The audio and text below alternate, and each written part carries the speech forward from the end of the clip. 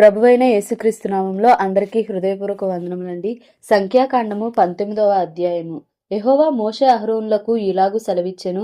యెహోవా ఆజ్ఞాపించిన ధర్మశాస్త్ర విధి ఏదనగా, ఇశ్రాయేలీయులు కలంకము లేనిదియు మచ్చ లేనిదియు ఎప్పుడునూ కాడి మోయనిదియునైనా ఎర్రని పెయ్యను నీ యొద్దకు తీసుకుని రావాలనని వారితో చెప్పుము. మీరు యాజకుడైన ఎలియాజరుకు దానిని అప్పగింపవలెను. ఒకడు పాళెము వెలుపలికి దాని తోలుకొని పోయి అతని ఎదుట దానిని వధింపవలెను. యాజకుడైన ఎలియాజరు దాని రక్తములోనిది కొంచెము వ్రేలితో తీసి ప్రత్యక్షపు గుడారము ఎదుట ఆ రక్తములో కొంచెము 7 మార్లు ప్రోక్షింపవలెను. అతని కనుల ఎదుట ఒకడు ఆ పెయ్యను దహింపవలెను. దాని చర్మమును మాంసమును రక్తమును పేడయును దహింపవలెను. మరియు ఆ యాజకుడు దేవదారు కర్రను హిస్సోపును రక్తవర్ణపు నూలును తీసుకొని ఆ పెయ్యను కాల్చుచున్న అగ్నిలో వాటిని వేయవలెను. అప్పుడు ఆ యాజకుడు తన బట్టలు ఉదుకుకొని నీళ్లతో శిరస్నానము చేసిన తరువాత పాళెంలో ప్రవేశించి సాయంకాలము వరకు అపవిత్రుడై ఉండును. దాన్ని దహించిన వాడు నీళ్లతో తన బట్టలు ఉదుక్కొని నీళ్లతో శిరస్నానము చేసి సాయంకాలము వరకు అపవిత్రుడై ఉండును. మరియు పవిత్రుడైన ఒకడు ఆ పెయ్య యొక్క భస్మమును పోగు చేసి పాలెము వెలుపలను పవిత్ర స్థలమందు ఉంచవలెను. పాప పరిహార జలముగా ఇశ్రాయేళ్ల సమాజమునకు దాని భద్రము చేయవలెను. అది పాప పరిహారార్థ బలి. ఆ పెయ్య యొక్క భస్మమును పోగు చేసిన వాడు తన బట్టలు ఉదుకుకొని సాయంకాలము వరకు అపవిత్రుడై ఉండును. ఇది ఇశ్రాయేళ్లకును వారిలో నివసించు పరదేశులకును నిత్యమైన కట్టడ. ఏ నరశవమునైనను ముట్టినవాడు 7 దినములు అపవిత్రుడై ఉండును. అతడు 3వ దినమున ఆ జలముతో పాపశుద్ధి చేసుకొని 7వ దినమున పవిత్రుడగును. అయితే వాడు 3వ దినమున పాపశుద్ధి చేసుకొనని ఎడల 7వ దినమున పవిత్రుడు కాడు. నరశవమును ముట్టినవాడు అట్లు పాపశుద్ధి చేసుకొనని ఎడల వాడు యెహోవా మందిరమును అపవిత్రపరచువాడగును. ఆ మనుష్యుడు ఇశ్రాయేలులో నుండి కొట్టివేయబడును. పాప పరిహార జలము వాని మీద ప్రోక్షింపబడలేదు గనుక వాడు అపవిత్రుడు. వాని అపవిత్రత ఇంకా వానికుండును. ఒకడు ఒక గుడారంలో చచ్చిన ఎడల దాని గూర్చిన విధి ఇది. ఆ గుడారంలో ప్రవేశించు ప్రతివాడును ఆ గుడారంలో నున్నది యావత్తును 7 దినములు అపవిత్రముగా నుండును. మూత వేయబడక తెరచున్న ప్రతి పాత్రయు అపవిత్రమగును. బయట పొలములో ఖడ్గముతో నరకబడిన వానినైనను శవమునైనను మనుష్యుని ఎముకనైనను సమాధినైనను ముట్టువాడు 7 దినములు అపవిత్రుడై ఉండును. అపవిత్రుని కొరకు వారు పాప పరిహారార్థమైన హోమ భస్మములోనిది కొంచెము తీసుకొనవలెను. పాత్రలో వేయబడిన ఆ భస్మము మీద ఒకడు పారు నీళ్లు పోయవలెను. తరువాత పవిత్రుడైన ఒకడు హిస్సోపు తీసుకొని ఆ నీళ్లలో ముంచి ఆ గుడారము మీదను దానిలోని సమస్తమైన ఉపకరణముల మీదను అక్కడనున్న మనుషుల మీదను ఎముకనే గాని నరకబడిన వానినే గాని శవమునే గాని సమాధినే గాని ముట్టిన వాని మీదను దానిని ప్రోక్షింపవలెను. 3వ దినమున 7వ దినమున పవిత్రుడు అపవిత్రుని మీద దానిని ప్రోక్షింపవలెను. 7వ దినమున వాడు పాపశుద్ధి చేసుకొని తన బట్టలు ఉదుక్కొని నీళ్లతో స్నానము చేసి సాయంకాలమున పవిత్రుడగును. అపవిత్రుడు పాపశుద్ధి చేసుకొనని ఎడల అట్టి మనుష్యుడు సమాజములో నుండి కొట్టివేయబడును. వాడు యెహోవా పరిశుద్ధ స్థలమును అపవిత్రపరచెను. పాప పరిహార జలము వాని మీద ప్రోక్షింపబడలేదు. వాడు అపవిత్రుడు. వారికి నిత్యమైన కట్టడ ఏదనగా పాప పరిహార జలమును ప్రోక్షించువాడు తన బట్టలు ఉదుక్కొనవలెను. పాప పరిహార జలమును ముట్టువాడు సాయంకాలము వరకు అపవిత్రుడై ఉండును. అపవిత్రుడు ముట్టున్నది యావత్తును అపవిత్రము. దాని ముట్టు మనుష్యులందరూ సాయంకాలము వరకు అపవిత్రులై ఉందురు. సంఖ్యాకాండము 20వ అధ్యాయము. మొదటి నెల యందు ఇశ్రాయేలుల సర్వ సమాజము సీను అరణ్యమునకు రాగా ప్రజలు కాదేశులో దిగిరి. అక్కడ మిరియాము చనిపోయి పాతి పెట్టబడెను. ఆ సమాజమునకు నీళ్లు లేకపోయినందున వారు మోషే అహరోనులకు విరోధముగా పోగైరి. జనులు మోషేతో వాదించుచు, అయ్యో, మా సహోదరులు యెహోవా ఎదుట చనిపోయినప్పుడు మేమును చనిపోయిన ఎడల ఎంతో మేలు. అయితే మేమును మా పశువులను ఇక్కడ చనిపోవునట్లు ఈ అరణ్యములోనికి యెహోవా సమాజమును మీరేలా తెచ్చితిరి?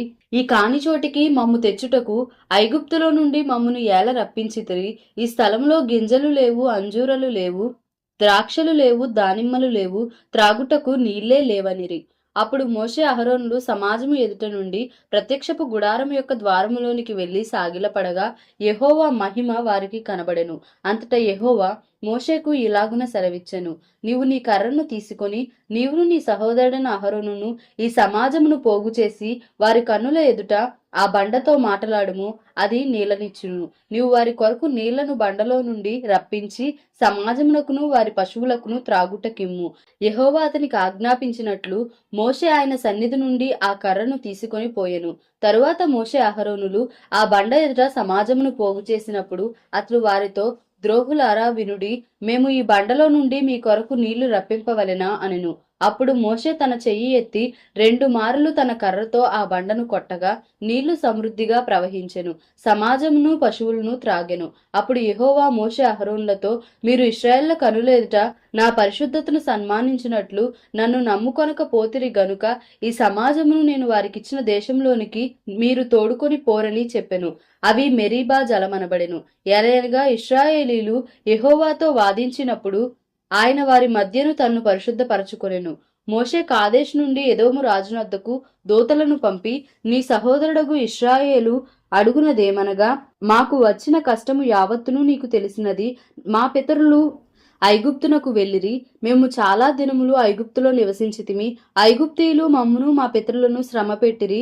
మేము యెహోవాకు మొరపెట్టగా ఆయన మా మొరను విని దూతను పంపి ఐగుప్తులో నుండి మమ్మును రప్పించెను.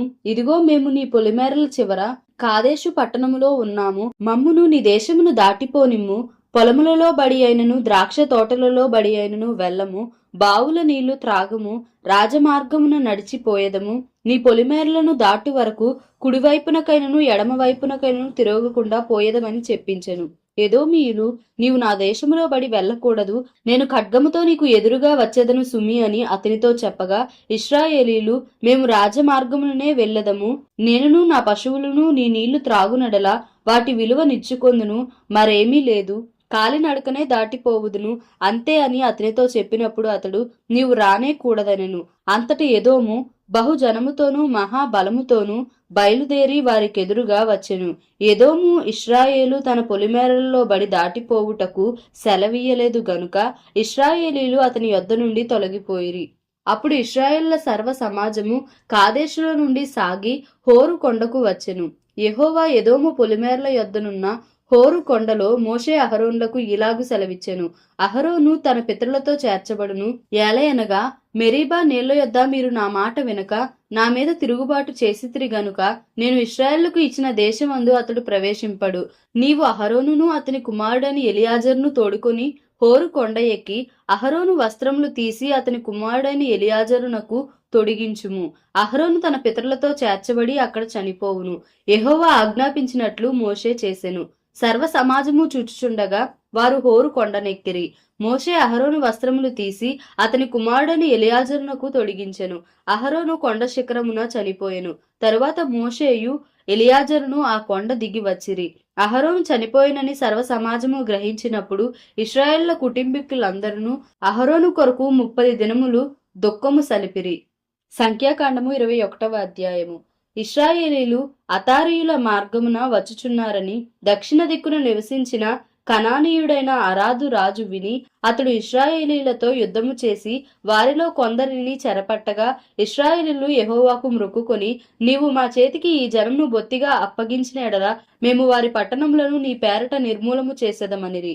యెహోవా ఇశ్రాయేళ్ల మాట ఆలకించి ఆ కనానీయులను అప్పగింపగా ఇశ్రాయేలీలు వారిని వారి పట్టణములను నిర్మూలము చేసిరి. అందువలన ఆ చోటికి హోర్మా అను పేరు పెట్టబడెను. వారు ఎదోము దేశమును చుట్టిపోవలెనని హోరు కొండ నుండి ఎర్ర సముద్ర మార్గముగా సాగినప్పుడు మార్గాయాసము చేత జనుల ప్రాణము సొమ్మసిల్లెను. కాగా ప్రజలు దేవునికిని మోషేకును విరోధముగా మాటలాడి, ఈ అరణ్యంలో చచ్చుటకు ఐగుప్తులో నుండి మీరు మమ్మల్ని ఎందుకు రప్పించితిరి? ఇక్కడ ఆహారము లేదు, నీళ్లు లేవు, చవిసారములు లేని ఈ అన్నము మాకు అసహ్యమైనదనిరి. అందుకు యెహోవా ప్రజలలోనికి తాపకరములైన సర్పములను పంపెను. అవి ప్రజలను కరువగా ఇశ్రాయేలీయులలో అనేకులు చనిపోయిరి. కాబట్టి ప్రజలు మోషే యొద్దకు వచ్చి, మేము యెహోవాకును నీకును విరోధముగా మాటలాడి పాపము చేసితిమి. యెహోవా మా మధ్య నుండి ఈ సర్పములను తొలగించినట్లు ఆయనను వేడుకొనుమనిరి. మోషే ప్రజల కొరకు ప్రార్థన చేయగా యెహోవా, నీవు తాపకరమైన సర్పము వంటి ప్రతిమను చేయించి స్తంభము మీద పెట్టుము. అప్పుడు కరవబడిన ప్రతివాడును దాని వైపు చూచి బ్రతుకునని మోషేకు సెలవిచ్చెను. కాబట్టి మోషే ఇత్తడి సర్పం ఒకటి చేయించి స్తంభము మీద దానిని పెట్టెను. అప్పుడు సర్పపు కాటు తినిన ప్రతివాడు ఆ ఇత్తడి సర్పమును నిదానించి చూచినందున బ్రతికెను. తరువాత ఇశ్రాయేలీయులు సాగి ఓబోతులో దిగిరి.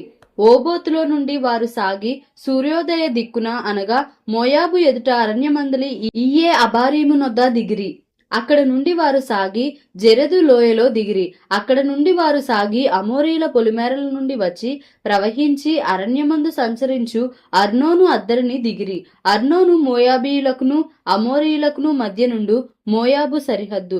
కాబట్టి యెహోవా సుడిగాలి చేతనైనట్టు వాహేబును అర్నోనులో పడు ఏరులను 6 దేశ నివాస స్థలమునకు తిరిగి మోయాబు ప్రాంతములకు సమీపముగా ప్రవహించు ఏరుల మడుగులను పట్టుకొనెనను మాట యెహోవా యుద్ధముల గ్రంథంలో వ్రాయబడి ఉన్నది.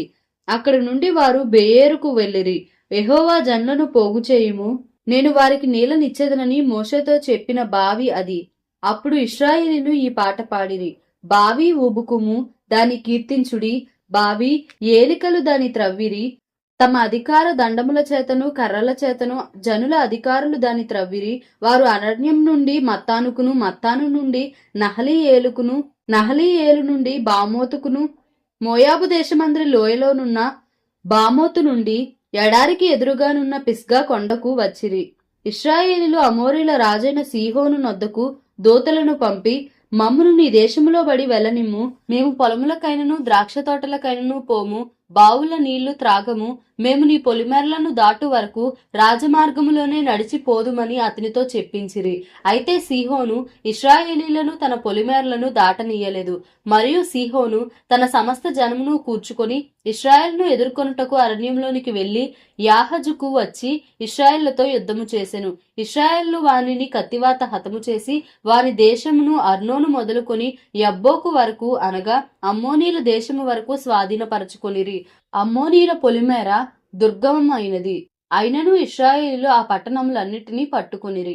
ఇశ్రాయేలీయులు అమోరీల పట్టణములన్నిటిలోను హెష్బోనులోను దాని పల్లెలన్నిటిలోనూ దిగిరి. హెష్బోను అమోరీల రాజైన సీహోను పట్టణము. అతడు అంతకు మునుపు మోయాబు రాజుతో యుద్ధము చేసి అర్నోను వరకు వాని దేశమంతయు పట్టుకొనిరు. కాబట్టి సామెతలు పలుకు కవులు ఇట్లు చెప్పుదురు. హెష్బోనుకు రండి, సీహోను పట్టణమును కట్టవలెను, దానిని స్థాపింపవలెను. హెష్బోను నుండి అగ్ని బయలు వెళ్ళెను, సీహోను పట్టణం నుండి జ్వాలలు బయలు వెళ్ళెను. అది మోయాబునకు చేరిన 6 దేశమును కాల్చెను. అర్నోను యొక్క ఉన్నత స్థలముల ప్రభువులను కాల్చెను. మోయాబు నీకు శ్రమ, కెమోషు జనులారా మీరు నశించిత్రి. తప్పించుకొనిన తన కుమారులను తన కుమార్తెలను అతడు అమోరీల రాజైన సీహోనుకు చెరగా ఇచ్చెను. వాటి మీద గురిపెట్టి కొట్టితిమి. దీబోను వరకు హెష్బోను నశించెను. నోఫహు వరకు దాని పాడు చేసితిమి. అగ్ని వలన మేదెబా వరకు పాడు చేసితిమి. అట్లు ఇశ్రాయేలీయులు అమోరీయుల దేశములో దిగిరి. మరియు యాజెరు దేశమును సంచరించి చూచుటకై మోషే మనుషులను పంపగా వారు దాని గ్రామములను వశము చేసుకొని అక్కడనున్న అమోరీయులను తోలివేసిరి. వారు తిరిగి బాషాను మార్గముగా వెళ్ళినప్పుడు బాషాను రాజైన ఓగును అతని సమస్త జనమును ఎద్రెయిలో యుద్ధము చేయుటకు వారిని ఎదుర్కొన బయలుదేరగా యెహోవా మోషేతో ఇట్లనెను, అతనికి భయపడకుము, నేను అతనిని అతని సమస్త జనమును అతని దేశమును నీ చేతికి అప్పగించితిని. నీవు హెష్బోనులో నివసించిన అమోరీల రాజైన సీహోనుకు చేసినట్లు ఇతనికి నీ చేయుదువు. కాబట్టి వారు అతనిని అతని కుమారులను అతనికి ఒక్కడైనను శేషించకుండా అతని సమస్త జనమును హతము చేసి అతని దేశమును స్వాధీనపరచుకొనిరి. దేవుడు ఈ పరిశుద్ధ వాక్యంను మన వినికిడిలో దీవించి ఆశీర్వదించునుగాక. Amen. Please like, share and subscribe for more videos.